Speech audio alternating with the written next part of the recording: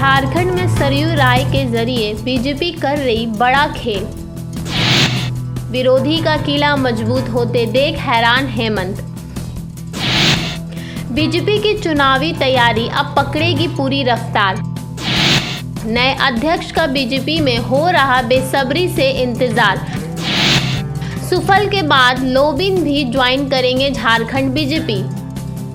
झारखंड की राजनीति में ताकतवर 3 दल ही दिखते हैं, झारखंड मुक्ति मोर्चा, कांग्रेस और बीजेपी।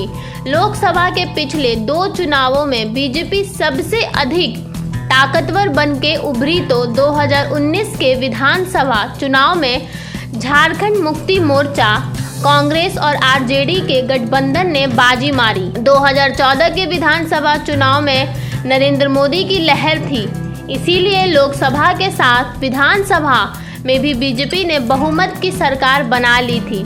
साल 2019 में जेएमएम, कांग्रेस और आरजेडी गठबंधन ने बीजेपी को पछाड़ दिया। सरयू का टिकट काटना भारी पड़ा था। बीजेपी में साफ सुथरी छवि के कदावर नेता सरयू राय का साथ छोड़ना बीजेपी को महंगा पड़ गया। सीएम के रूप में गैर आदिवासी चेहरा रघुवर दास से आदिवासी मूलवासी समाज को तो पहले से ही चिढ़ थी।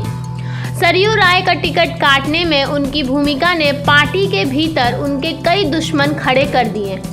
नतीजा ये हुआ कि पार्टी तो हारी ही, रघुवर दास भी अपनी सीट नहीं बचा सके। उनको हराने वाला भी विरोधी दलों का कोई नेता नहीं, बल्कि टिकट कटने पर निर्दल उम्मीदवार के रूप में सरयू राय ने ही उनकी खाट खड़ी कर दी थी। तब से दोनों के बीच अनबन बनी हुई है। बीजेपी के ही लोग बताते हैं कि सरयू राय के टिकट कटने से लेकर उनकी वापसी भाजपा में ना हो पाने के लिए रघुवर दास ही जिम्मेदार हैं। बीजेपी में लौटने की होती रहती है चर्चा। फिलहाल निर्दलीय विधायक सरयू राय अक्सर कहते हैं, मैंने भाजपा छोड़ी है, नीति और सिद्धांत वही हैं। बीजेपी के बड़े नेताओं से अब भी उनके ताल्लुकात हैं। आरएसएस के लोगों ने उनके पहले जैसे ही संबंध हैं। राय के बारे में अक्सर अटकलें लगती है कि वे बीजेपी में लौट रहे हैं। बीजेपी के राज्य स्तर के नेता तो इस पर कुछ बोलते ही नहीं, लेकिन अधिकतर की भाव भंगिमा सरयू राय के बीजेपी में लौटने की अटकलें सुनती ही बदल जाती है। वे प्रफुल्लित हो जाते हैं। दूसरी ओर सरयू राय इस तरह की अटकलों को सिरे से खारिज करते हैं। वे कहते हैं कि बीजेपी में लौटने की अटकलें निर्धारण है। वैसे उन्होंने भाजपा के नीति सिद्धांत अब भी नहीं छोड़े हैं। ये तो राजनीतिक जीवन के संस्कार में घुले मिले हैं। दरअसल इस तरह की अटकलें तब तेजी हुई थी जब जमशेदपुर में रामनवमी हिंसा के सिलसिले में हिंदुत्व के झंडा बरदार कुछ नेताओं की गिरफ्तारी हुई। उन नेताओं से बीजेपी का कोई नेता मिलने नहीं आ गया, लेकिन सरयू राय थाना और जेल तक जाकर उनसे मिले। झारखंड में अगले साल लोकसभा के बाद विधानसभा के चुनाव होने हैं। पार्टी में कोई हलचल नहीं दिख रही है। जो जानकारी मिल रही है उसके हिसाब से जल्दी ही कुछ राज्यों के प्रदेश अध्यक्ष बीजेपी बदलने वाली है। झारखंड में भी अध्यक्ष बदलने की चर्चा जोरों पे है। सरयू के बारे में लग रही अटकलों में अगर सच्चाई है तो इसमें अब और देर होने की संभावना नहीं है। अगस्त तक पार्टी की गतिविधियां बढ़ेंगी। बीजेपी में आदिवासी नेताओं का पड़ गया अकाल।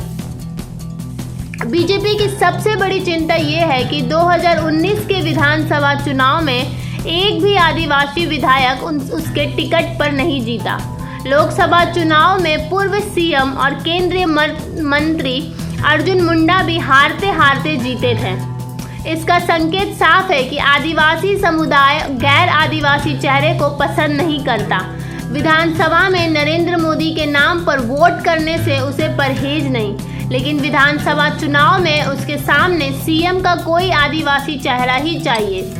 बीजेपी ने 2024 के लिए सीएम फेस तो घोषित नहीं किया, लेकिन अपनी पार्टी झारखंड विकास मोर्चा का विलय कर पार्टी में आए बाबूलाल मरांडी को विधानसभा में विपक्ष का नेता बनाकर इशारा तो कर ही दिया है कि सीएम फेस कोई आदिवासी ही होगा।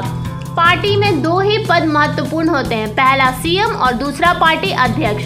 अगर आदिवासी सीएम फेस बनता है तो गैर आदिवासी पार्टी का अध्यक्ष बने तो तालमेल बैठ सकता है। संभव है कि सरयू राय के बारे में लग रही अटकलें पार्टी अध्यक्ष की ओर इशारा कर रही हो। सुफल मराडी आए, अब लोविन हेम्ब्र भी लाइन में। बीजेपी ने पार्टी में आदिवासी नेताओं की कमी पूरी करने के लिए स्थाल के पुराने नेता सुफल मराडी को अपने साथ कर लिया। दिसंबर 2022 में सत्ताधारी पार्टी जेएएमएम के पूर्व विधायक सुफल मराडी ने बीजेपी का झंडा थाम लिया था।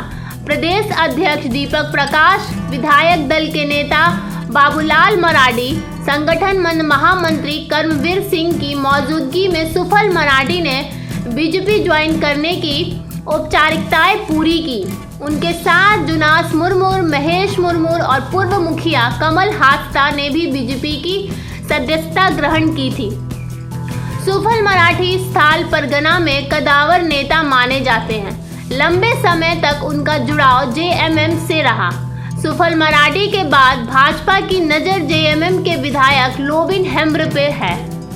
लोविन पार्टी के नेतृत्व से लगातार नाराज चल रहे हैं। उन्होंने मई महीने की आखिरी तारीख तक कुछ नया होने का संकेत दिया था, लेकिन वैसा कुछ नहीं हुआ। संभव है कि वे बीजेपी के किसी केंद्र नेता का इंतजार कर रहे हों, जिसके सामने वे पार्टी का झंडा थाम सकें।